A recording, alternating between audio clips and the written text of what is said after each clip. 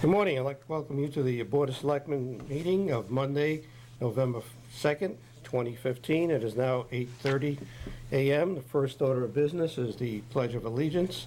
I'd like to ask Selectman Balistraci to lead us, please.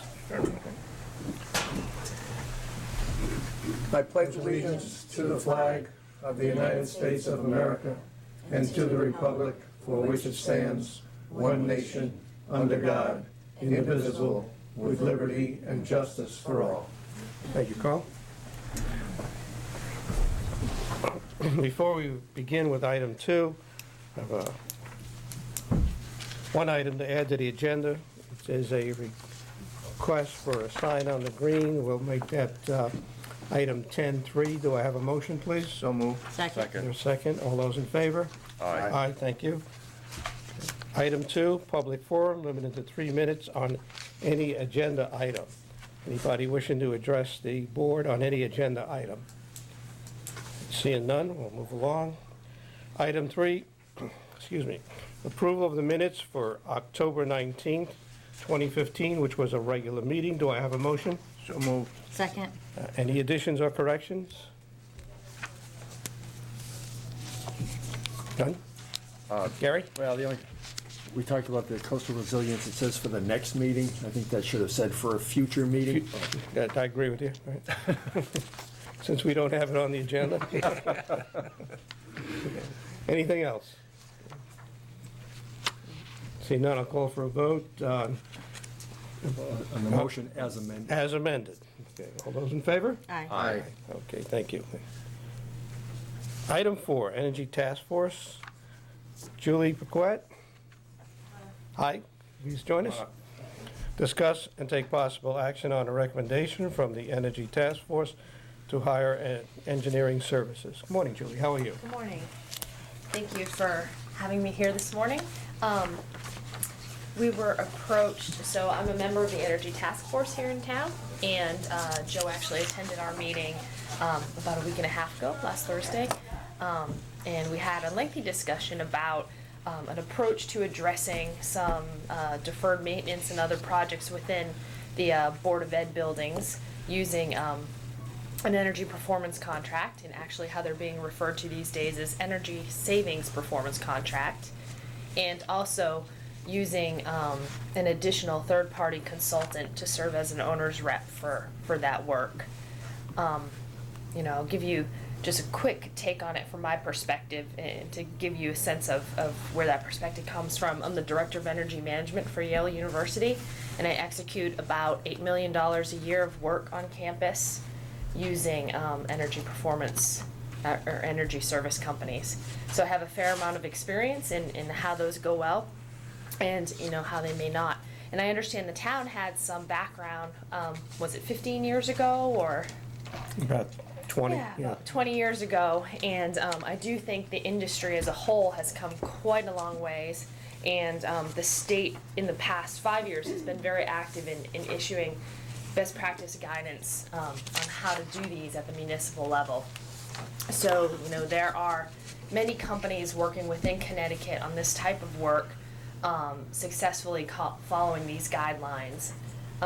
The way I think about it is, if you're looking to save money on energy costs, this may not be the best way to approach that as a town, because you're working with layers of consultants that do add cost to projects.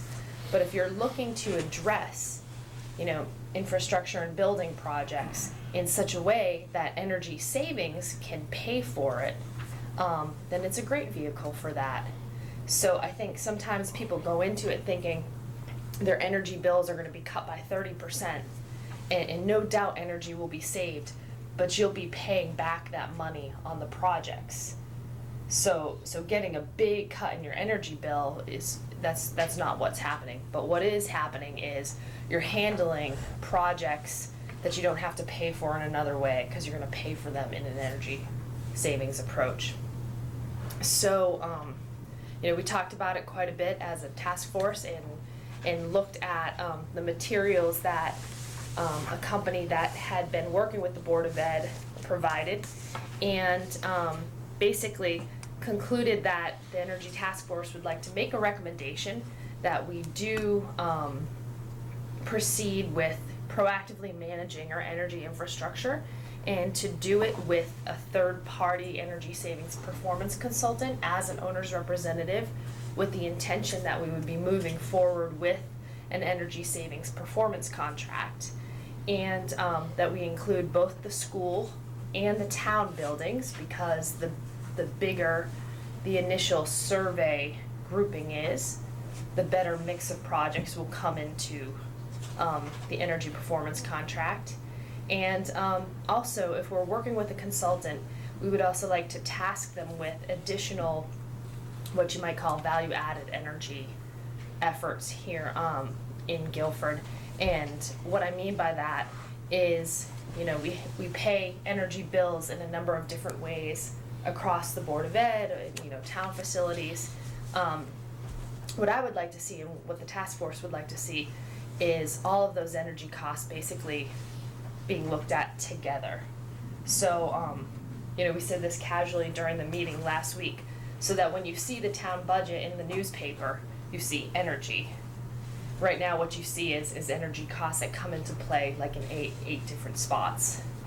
So it is hard to recognize what the total expenditure is for the town when they're not tracked together. So one of the things that we could work in this effort is essentially the administrative procedures that might need to go into place in order to get it into one budget line item.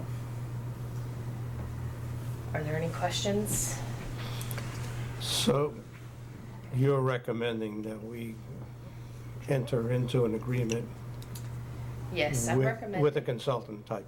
Yes, I'm Okay. recommending that we enter into an agreement and that we issue an RFQ. The Energy Task Force has drafted an RFQ to do that.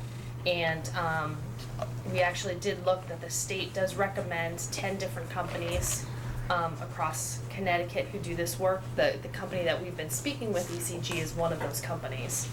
You know, we've done work in Guilford with other companies on the list in the past. So I think issuing a standard RFQ and being very specific about the work we'd like to see in our town buildings and Board of Ed buildings, and also some of these value-added services that I speak to. Gary, I thought that the consultant that was hired town by town was supposed to be doing some of that review, no? No, they were more dealing with sort of community-wide purchasing with, they obviously spent a lot of time on the light, you know, the Eversource light fixtures, you know, the replacing those. So no, they weren't doing building by building. Is the plan to include all town-owned property? That's what I would recommend, yes. And the reason for that is when you're working with an energy savings performance contract, you get more competitive bids if the pool's bigger. It's that simple. That sounds like a big project. Do you have Yeah. any, I anticipate that the full contract will be between $3 and $5 million. And it would probably be executed between 18 and 24 months. So it's big, but it's not, you know, it's not a high school. It's not the work that we do, you know, at Yale on an annual basis. So in terms of for the companies that do this kind of work, is actually, you know, quite a small carrot.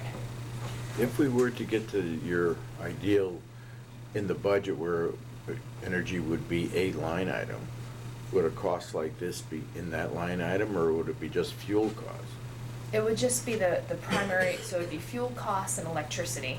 And To me, that's a type of fuel, but okay. yeah, and those would be that's what I would like to see. I think, you know, looking at older assessments that we've had done, either other individuals on the Energy Task Force have done them, or Source One had done some work a few years ago. It looks like our total expenditures are around $2 million a year. But in part of your logic, I mean, earlier in your conversation, you were saying that, you know, the cost of accomplishing some of these savings is this cost of consultants and perhaps some construction and changing fixtures and that type of thing. So why wouldn't those kinds of costs be in the line? I mean, this is not a really necessarily discussion about our decision today, but if you're looking at a line item, in your mind, an ideal Sure. scenario, the cost of energy in the Guilford world, I mean, it really has to include those things that it costs to accomplish that energy cost. Yeah, it's a great point because, and I'll play out a scenario to understand this a little bit more.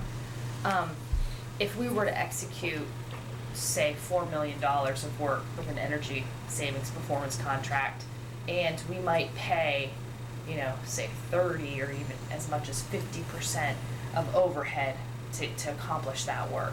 So let's say the total expenditures is 5 or 6 million. We will pay that back in our energy savings over however we set up the contract, 10, 15, 20 years. And so what will happen is then we'll be paying 3 bills. We'll pay our primary fuel, our gas and oil. We'll pay our electricity, and we'll pay our energy savings performance contract. So it's possible then that we'll see that on an annual basis come into that line, or we can call it out separately, however. Is that clear? Yeah, and From what I've learned and sitting in on these discussions, is that these, let's call them consultants, don't get paid unless we save. Is that correct? That's Do right. what, Joe? Unless we save. Saving our utility bills. Yeah, so the Okay. way, it's a great, for point of clarity, the way energy savings performance contracts work is a company comes in, they identify opportunities, they implement the projects, and they finance it all up front. And financing can come actually from the state or from the private company. And then as you save energy, you split that savings. You keep half, or however you set up, and the other half goes back to them to pay for their initial investment. So, that's where I started the conversation that you might not see your energy bills go down a lot because you're splitting the savings because you're paying back the initial investment. The reason why it's a nice model for municipal work is because now you're executing $3 to $5 million of projects with no additional bonds or other sources of funding. So it doesn't change the town budget at all. So it's really wonderful to hit projects that you otherwise couldn't accomplish. But let me take it a step further. Yeah. What can these consultants, again, do for us that we have not already done in the last 4 or 5 years? Let's take this building. Yeah. Okay, now, I'm playing devil's advocate for the moment, if you don't mind. We've done a lot here, Yeah. okay? Now, perhaps there's other buildings in town on the Board of Ed side that they haven't done with energy savings that they're working on, to be fair. This room, for instance, all of these fixtures have been changed out. Public Works, they've all been changed out. We've changed over in this building from oil-fired furnaces to gas-fired furnaces. These windows are all new, all efficiency windows. We've put a new roof on this building. We've made extensive changes to our buildings. What more Yeah. will they tell us to do that we haven't done already? Yeah. I think we're kind of ahead of a curve here. Yeah, I mean, I think, Guilford's been very proactive on a lot of this work in the town facilities. I think that, it's important for them to assess everything because they're gonna build a package. The package might be composed of 25 individual projects. I think, based on my experience, very few of those projects, maybe none of those projects will be in this particular building. Because, in order to make these contracts saleable is you need some really wonderful energy savings projects, things that are really no-brainers to pay for the things that, gosh, we'd really like to get this done somehow. So, this building doesn't have a lot of low-hanging fruit. That probably goes to your argument earlier about why you need as many buildings as possible in the package so that one can pay for the other. That's right. You have to cherry pick those opportunities and build out a package. It will be important, obviously, we've spoken with Cliff about this, and to get a lot of feedback from him on the projects that are priority for the Board of Ed, to make sure that those can actually happen, and then basically round out that grouping with real good energy opportunities to create a good package. Can I just Go ahead. I just want to reinforce in my mind the proposal that you, either written or in the midst of writing. Yeah.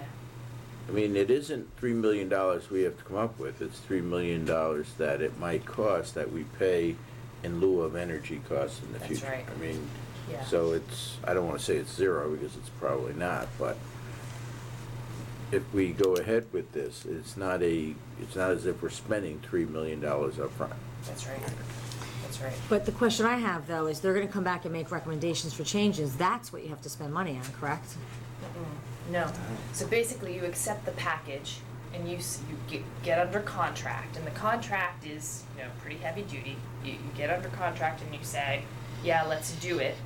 Then they take the money and they do the projects, and then we commit to pay back. They take our their Their savings. money. Their money. Their money. So if we replace Yeah. windows, they're paying for it? They're paying They're for paying it. That's for it. right. Yeah. But we are paying, quote unquote, hopefully reduced energy costs, but they get a piece Right. of that difference. Yeah, 50%. Yeah.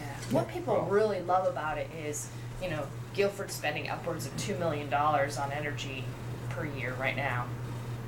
And after this contract, say we're paying 1.8, but we got all this work done for free. It's not really for free. Well, we're not paying 1 point, we'd still be paying the 2 perhaps. Well, we'll be But using, they'll be getting a piece of that too. we'll be using 1.6 worth of energy and paying back 200,000 on Oh, top of that 1.6 to to them. 1.0, okay, Yeah. so we still might have some actual energy savings? Oh, yes, definitely. We'll have real energy savings, because it's the savings that pay for Oh, the because I work was, down the okay, line. yeah, I'm glad you made that point, because I Yeah. was thinking that it was basically, zero for us increase. Yeah, But getting the benefits. well, and you can structure those contracts however. You can say, you know what, we're comfortable with $2 million. Let's pay back faster by committing all the savings to you. So I think one thing that's important to recognize too is the town will definitely will experience real energy savings. We may not have real energy cost savings because we'll be paying those costs to them. Right. But if, again, for the sake of argument, there are very limited cost savings, there's no risk to us. They are taking on a contract to be totally reimbursed out of the energy savings. Right. Yes, Right. that's right. Stream or lack of stream. Right. And if there's no savings, they do not get paid. That is their risk. Right. And that's why they Well, carry a that's fair amount of what- overhead. I didn't understand what you said a few minutes ago, if we wanted to pay back faster. We're not paying anything back. No, we Well- are paying. Well, if you wanted to pay off their investment, then Why all of would we the, want to pay off all their of, well, investment? all of the energy Charlie, we're savings still would accrue paying for to the us. stuff. It's just we're paying it back via our energy energy savings. cost But we're still savings. paying for everything. And the goal is that as a result of, say, putting new windows in, we're gonna save X dollars in heat per year. Or fuel, or, we're gonna by putting new I'm assuming, electricity switches in, we're gonna save X dollars in electricity. And then as a result of that savings, they're gonna allocate an amount that we have to pay back, and then that's how it works. I mean, we'd have to see the contract. I mean, that's what it comes down to, Yeah. which, Yeah, and the contracts are negotiable, but there are, there's lots of guidance on this is what's recommended for municipalities of this size in Connecticut working with these companies. So, Are you familiar with I don't know, it was 20 years ago, 15, 20 years ago. Are you familiar with the arrangement that the Board of Ed had with Johnson Controls that was, I'm not familiar You with might be that too young arrangement. to get involved with that. Yeah, definitely before I was up on this stuff, but yeah. But it was not good for the town. We didn't gain anything by it, okay? And the present chairman of the Board of Finance and the present chairman of the Board of Ed, and myself were both involved, but as members of the three boards. I was on the Board of Finance at the time. We weren't too happy with that, and we saw no result, positive result for the town. So we're very leery about those. I would suggest that you take a look at the arrangement we were in and compare it to what you're presenting now and show us, if you can, the differences. Yeah. Because this sounds very tantalizing. However, we don't want to get caught in that trap that we were under with Johnson Control, Yeah. okay? Because I'd like to move forward with this, but the Johnson Control arrangement did not work out well for the town. So, Yeah, I do think, speaking generally, and I'm not sure what our exact arrangement was, 20 years ago, but I do work with a lot of people who have been in this industry for a long time, and 20 years ago, 15 Yeah. years ago, it was the Wild Yeah, it's a West. different, yeah. Yeah, Yeah, people I were realize just that, making yeah. money like you wouldn't believe, and But energy's come a long way since then, Joel, Oh, you know? yeah. I mean, Well, in the Johnson Control thing, I mean, it was almost more technology. I mean, the technology was changing so fast, you had to be a computer expert to adjust the thermostat. That's what it came down Yeah, to. we were paying Johnson Control on a monthly basis, if I remember correctly. And we never saw the savings. yeah. Well, if you move forward with an RFP, wouldn't that basically explain to us what the contract would be like, and then we could compare it with whatever arrangements we had with Johnson? Yeah, I, That's what I would recommend. I'm in favor of moving forward with an RFP. Yeah. to- I think, getting the formal responses from companies who get the RFQ, they'll RFQs. include, they'll include their experiences with other municipalities in Connecticut, and it will be very clean. We can call, we can find out what their experiences are, and even more specifically, what mix of projects they're tackling. Because there's many ways to get work done, as you know. This is just one vehicle. In a Yeah. town our size, what would be the normal length of time of a contract for them to get there? Yeah, I think a town our size, like I said, I think we'll do between $3 and $5 million of work. I think it'll be done within 18 or 24 months of the initial contract, and What's their payout? then the payout. So most people structure either 10, 15, or 20 years. Wow. You're actually limited by the The state. problem You with can't that go beyond becomes, 20 be years. interesting to see what the RFQ says, because Yeah. like we just finished saying, 15 years, technology is gonna be a new ballgame. well, I'm Probably. curious too, because we've done an awful lot of work in the town. I mean, so I'm not saying Yeah, but the buildings don't school, need some of the things, school but buildings are old. Yeah, they are, but we've done an awful lot to a lot of the Yeah. buildings, windows and roofs, and, I mean, I'm not saying things aren't needed, but we've done whatever, so, but Yeah, but not now, furniture. so when we put it out, we're under no commitment to contract, we're just Oh, to no. see, Yeah, we may no, not even no. get anybody who's interested based upon, Yeah, I mean, I think, Oh, I think we we'll will. get people. I think we will, yeah. We'll get people. This is good work. I think we'll get a good response, and I think that we'll have some options. The other thing about it that's a little bit different from 20 years ago is we're also recommending that we work with what's called a third-party energy savings performance contract consultant, which is essentially an owner's representative in this. I think before, which is it's essentially a middleman, but it's somebody who's working on our behalf, but ultimately gets paid by the contract as well. So, this service is actually, less than 5 years old, that companies are providing this, and it's really, I think it's a great fit for municipalities. Because if you didn't have a lot of experience and time to dedicating to managing the energy service, the energy savings performance contract, then you won't get full value out of that work. I think it's worth pursuing the RFQ. It'd be interesting to see the response. I mean, that's, Yep. Yep. see what kind of numbers they come up with a town our size and our buildings and that type of thing. Will the RFQ actually get specific about numbers of buildings and what they may or may not recommend to do? Yeah, and in That'd fact. be interesting to see, just for information.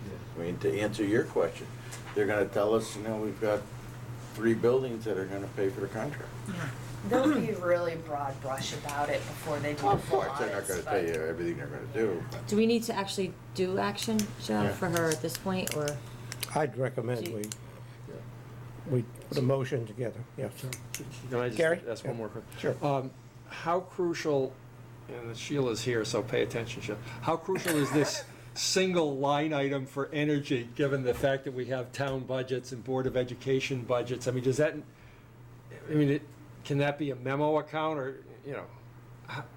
because one of the problems we've always had is sort of tracking some of these items. I mean, we put new lights in the fire department or the police department, and, you say, has that worked? Who knows? I mean, so how do we know? I guess there's 2 questions. Is the accounting doable? And how do we know that specific projects work? The accounting is doable, but one way that you would have to, you'd have to compare, so you would have to consolidate all the history as well into one account in order to see if you're at a saving. So that would be a little bit of work right there. Going forward, it would be fine to consolidate. Yeah, you'd have to recreate your history. You would. Yeah. You got a second question, Gary?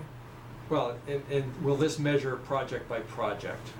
Or does it just measure, we used to use $2 million worth of energy and now we're using $1.6 million?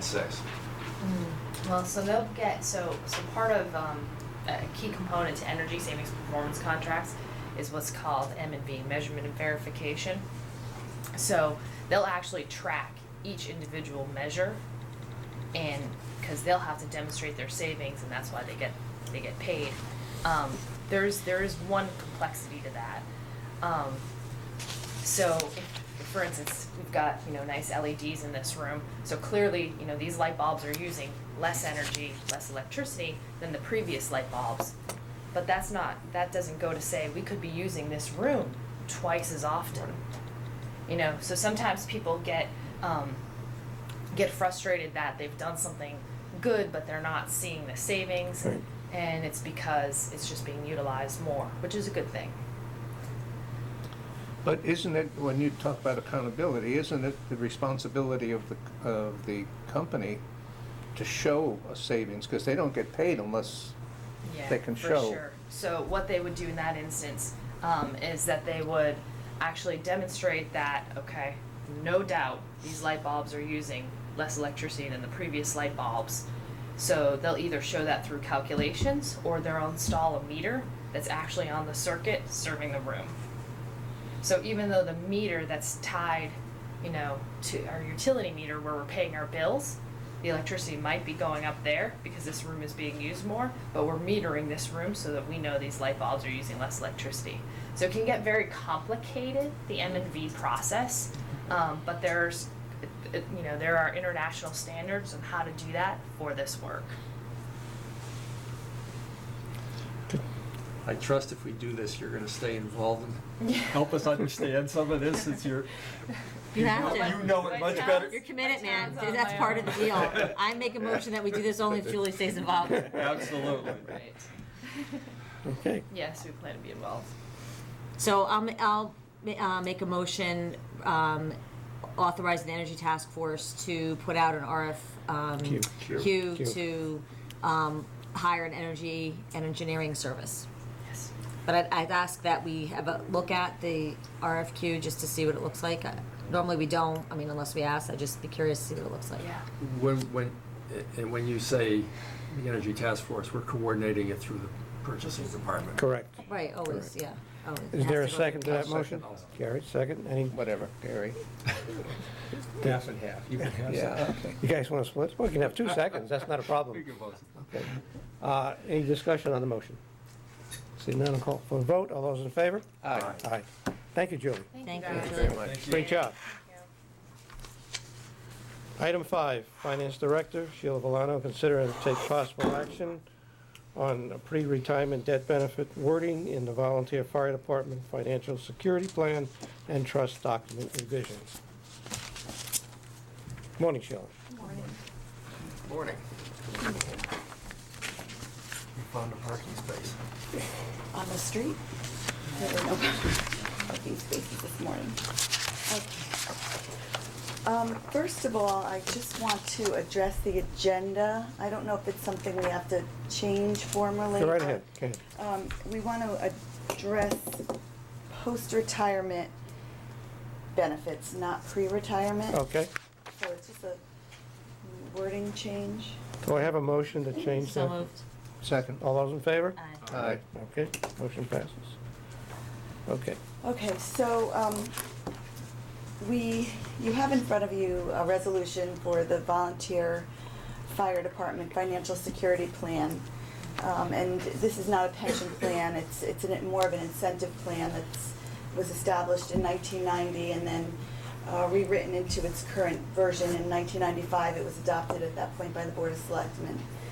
And I really believe in this is with the advice of the plan's actuary and attorney, Mark Greer from Greer Benefit Consultants. He actually wrote the plan back in 1995.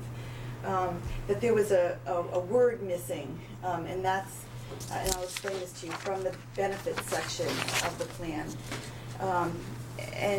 The intent was to provide a terminated participant and an active participant with the same benefit. I had written in my notes many years ago that just because you die, you should still get the same benefit as someone who's alive and terminated. Okay, so I have some the section of the plan that we're asking you to amend, just those pages. And I also have a letter from Greer Benefit Consultants. Thank you. They drew up the amendment in 2009. And I'll explain that gap in dates.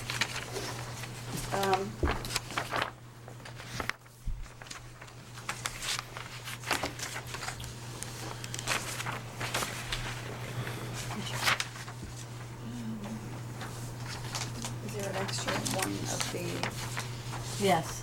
oh, here, okay, Yes. I'm good. Here, do you have it? Here.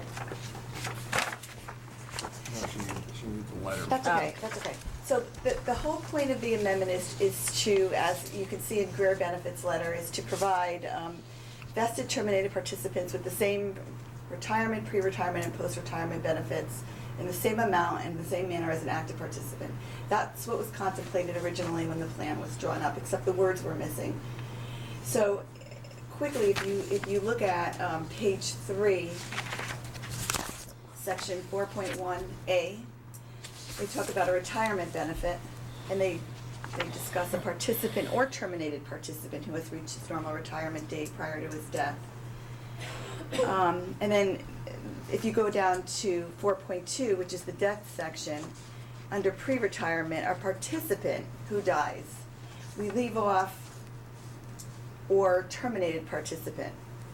And in section 4.2 on the next page, B, post-retirement, a participant who dies after, we left off terminated participant. Okay, so what the amendment would do is just add to section 4.2B, the language that would say, or terminated participant. I mean, you could look at your resolution. And also in C, it will include the language for the terminated participant. So what Mark Greer is saying is that once you are no longer, there are many members of the plan who are considered participants because they're still active in the plan. They still go on calls. And so they are considered active, but some members have terminated their service with the volunteer fire department. So they no longer go on any calls. But they've also reached the point where they could collect their benefit, but they haven't filed yet. And they die, they are not eligible for benefits. It was just an omission of the plan, basically. So in 2009, we had a valuation done for this plan. We discussed this omission. And at that point, I discussed it with the fire chief and the human resources director at the time. And we decided that this was something that we needed to fix, even though we had no one that qualified for it. We had no one that was terminated, vested, and who died. We didn't have that. And so now, 7 years later, almost, we have someone who actually qualifies for that. So I don't think that we can discuss that in open session, but that's why there's such a gap between 2009 and today. So it's at this point where I need to extend the benefits to someone who has passed away, and it would be their beneficiary, but who was terminated and vested, who met the number of years of service. So if we don't act on this change, there is a beneficiary who qualifies for benefits who is not receiving them, Right. Yes. in a nutshell. Yes. Okay. Okay. And the resolution that you've handed out, that was with our packet, would correct this. It would correct it, and it's basically just adding the terminology terminated participant as well as to the active participant. Okay. So it's for both, because whether or not you were, you terminated, you still put in your service, you still have accredited service, and you still, just because you die, doesn't mean you aren't entitled to the benefit. Okay. But terminated means, You no longer are It- offering service. in this case, they have fulfilled their obligation, but are no longer active. Active, yes. Right, But still fulfill their obligation. yeah, they Yes. reached a vested, Okay. They put in enough, 10 years is the minimum amount of years you can put in to get a benefit. You can go from 10 years to 20. In normal, if you were an active participant and you retired at, say, age 65, and you had 20 years of service, you would get $300 a month. The Mhm. minimum is 10 years of service to get any benefit, and that's $150 a month for an active participant. So you have to at least put in 10 years of service. And So we're talking about vested benefits at this point, right? Yes. So how have you been, so you've been handling it that way anyway all along? You're We just haven't trying had to clean anyone, up? No. we haven't had anyone that has died. That's, okay. Prior to Terminated. Filing for their, filing for benefits. for benefits, yes. Is That's- normal retirement date assumed to be 65? Yes. So that we have many people who are terminated vested. They haven't died.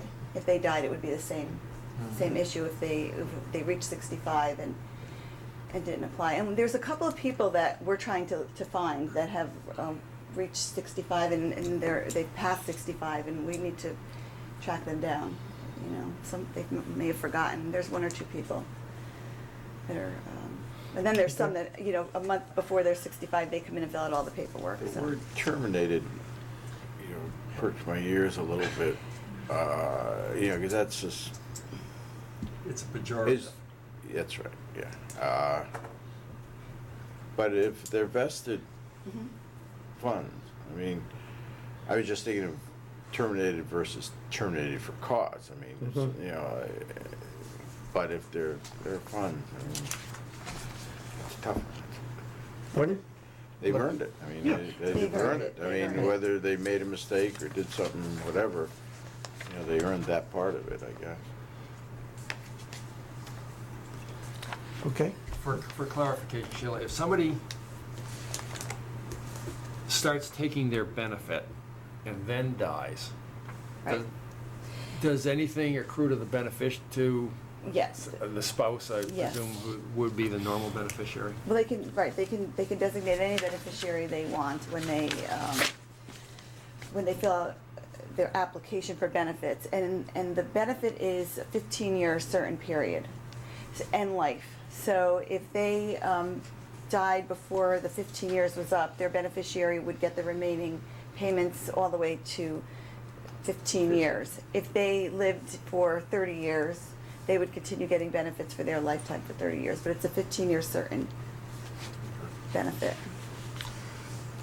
Now, the other thing too is that we have life insurance policies on the participants and terminated participants and they're in the name of the trust.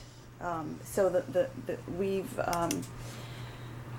received a death benefit. They're small. I think it's $15,000 life insurance policies that the trust, the fire department trust holds, and it offsets our payment to the beneficiary of the deceased terminated participant. I know. Okay.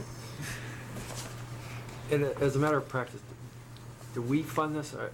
I thought we had discussed this at one point. You said you actually purchase an annuity for Yep. in each case, so that it's the paperwork and the administration is an insurance company. Yes. In our pension budget that we submit to you every year, there is a component of that pension that's a volunteer firefighter contribution. We have not necessarily been making the contribution to the plan. We've been using that to buy an annuity if someone reaches retirement age and they are eligible to begin benefits. Every year for the past probably 10 years, that amount has exceeded what we budget for in the general fund, so the difference comes out of the plan assets. So it has been part of our general fund budget for the last 15 years at least. Okay. So in the motion that you need now, do we have to read all three of these sections? Can we just say move pursuant to what's on the paper? That's fine. Yeah. The third amendment. I'll move pursuant to what has been drafted to amend the current language in the benefits policy. Plan amendment, Plan Okay. amendment number 3, I believe. number 3. Number 3. Okay. Second. Any further discussion? All those in favor? Aye. Thank you. Thank you, Cheryl. You need me to sign this? We need 2 witnesses on here. Yes. Okay. Thank you. I wrote on this one, so give me a clean one. Yes. Okay. Do you want to sign it? They'll listen. Item 6, Parks and Recreation Director Rick Maynard, 6-1. Consider to take possible action on purchase of a ball field grooming machine. Good morning, Rick. Good morning. You see the note I sent you, we have approved in the budget replacing the 1991 ball field machine, 24 years old. And it's in need of replacement. That's already been approved. And so we went out and got 3 quotes. And the low quote was a company called ABI Force for a base price of $14,500. With the attachments we'd like to get, the total comes out to $19,210. So they're the lowest price machine of the 3 we're looking at. And some of the other companies don't have, as I mentioned in my note here, we're looking to get an aerator and an edger with it. The other machines don't have that, so there's not even an option with the other ones. But even with that, the price would be less than the other companies. This machine's used, every day from April through. We're still doing ball fields, just finishing up this week for Little League fields and baseball games that extend into the fall now. And so the machine is out all the time. This machine, we demoed it. Town of Madison has a couple of them. So our guys went over and took a look at it, and they tried it. We've tried the Smith Go machine, and so we've compared the options, and the ABI is the one that best meets our needs, and it's the best price too. Pleasure.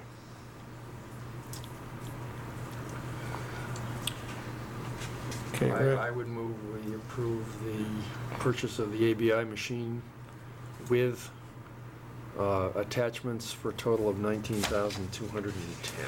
Second.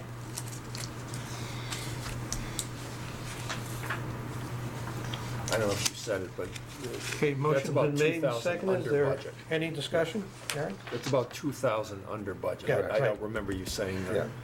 the number, so, great. Anybody else? All those in favor? Aye. Aye. Thank you, Rick. Thank you. It's the easiest time we've had. We couldn't argue with him today.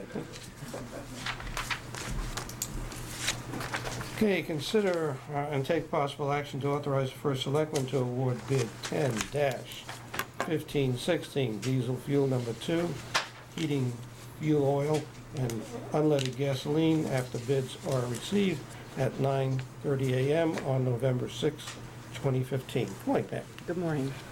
This is our annual bidding, and just as in past years, the way the market is we get bids and they'll hold their bid for no longer than an hour. So because of that, Dr. Freeman has authorized Joe, and Joe is going to open up the bids on Friday with us and make an award at his discretion to lock in. And this will be for the time period July 1, 2016 through June 30th, 2017, because our current contract is in place until June 30th, 2016. I'll move that we authorize the first selectman to award bid number 10-1516 diesel fuel number 2 heating fuel oil and unleaded gasoline after bids are received at 9:30 a.m. on November the 6th, 2015. Second. Any discussion on the motion? All those in favor? Aye. Unanimous. Thank you, Pam. Yep. 8, discuss and take possible action on a proclamation declaring the month of November as Pancreatic Cancer Awareness Month. Do I have a motion? So moved. Is there a second, please? Second. All those in favor? Aye.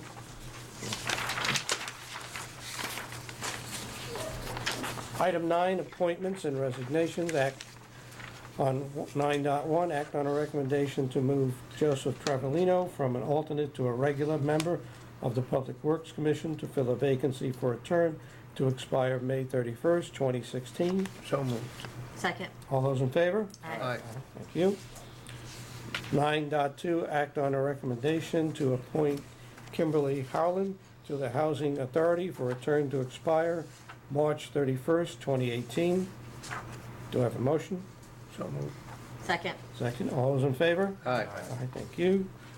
Act on a recommendation to appoint Ann Street as an alternate to the Historic District Commission to fill a vacancy for a term to expire January 31st.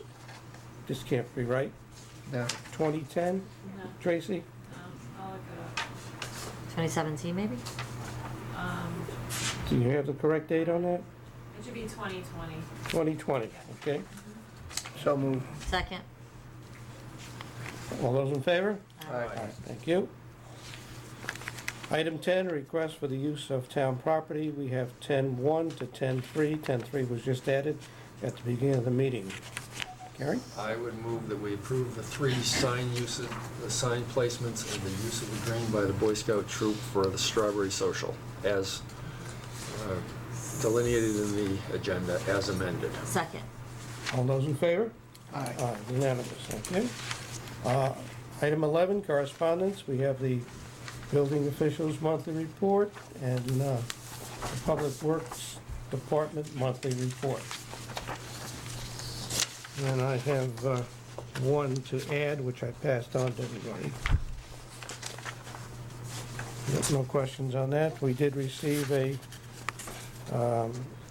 letter from Veronica Wallace regarding the poor quality of the sound system at the Park and Rec building, which I agree with her 100%. Rick left already. Get out of here. Get out of here real quick. I had Rick, first of all, investigate the reason why it's poor quality there. I think one of the reasons, which he's had the HVAC system, people look at it is the blower in a couple of those rooms. If you sit in certain areas, the blower just goes on constantly, but it needs to. And that interferes with people's hearing. I know it does with mine. And that's one of the problems, and they're looking into that. The other problem is the sound system, and they're looking into it. If that can't be corrected, I told Rick to edit an item into his upcoming budget, capital budget, which, by the way, we're going to be having budget hearings on the 17th, right, Sheila? Yes. Okay, good. For the new round of 5-year capital budgeting this month. So, anyway, Rick is looking into it. So, Gary? As you know, I shot you an email. Yeah, you did over the weekend, yep. Saying, I can't believe, assuming all the stuff that you're investigating turns out to be not fruitful, the sound from the air conditioning and the fixing of the sound system, I can't believe that this is an expensive enough problem or cost that we couldn't resolve it prior to next year's budget. I agree with you. I mean, but if you're sitting in the Montuck room, and that's where the Board of Finance meets, I'm not that old, believe it or not, in spite of what You're young my compared wife to tells some. me. days older than others.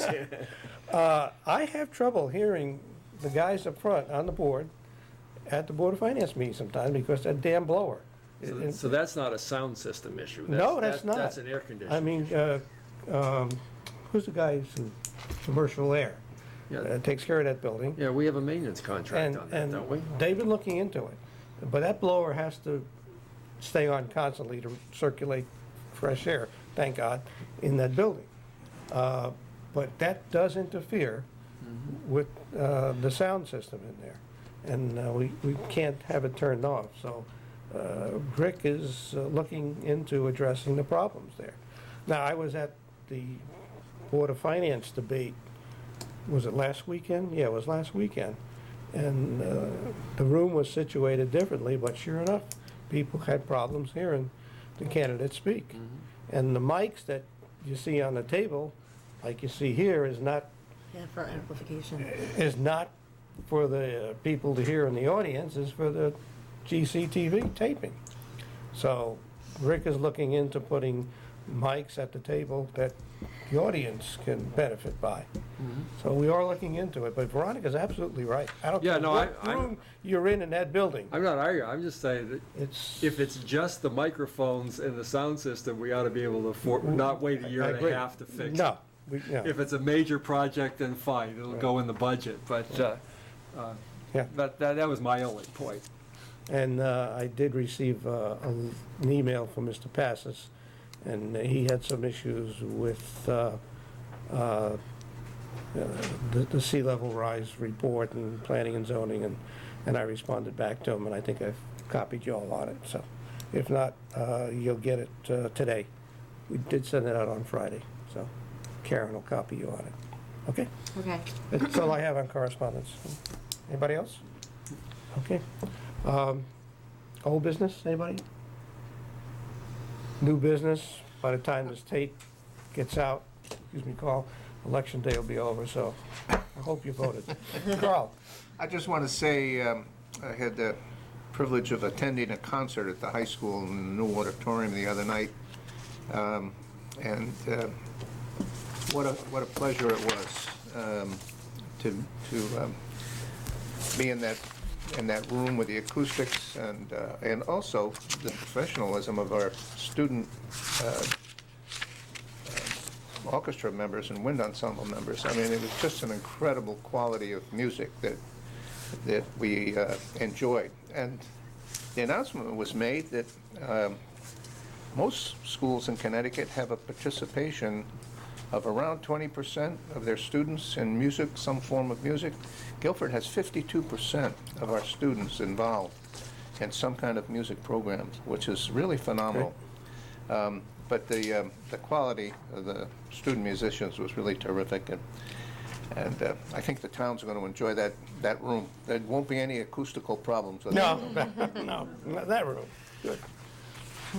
Excellent. Anybody else? Okay. Any new business? No. Public forum, limited to 3 minutes on any item. Anybody wishing to address the board? I see people in the back, but they, okay. Any other business can come before the board? If not, I'll motion to adjourn. So moved. Second. All those in favor? Aye. Thank you, everybody.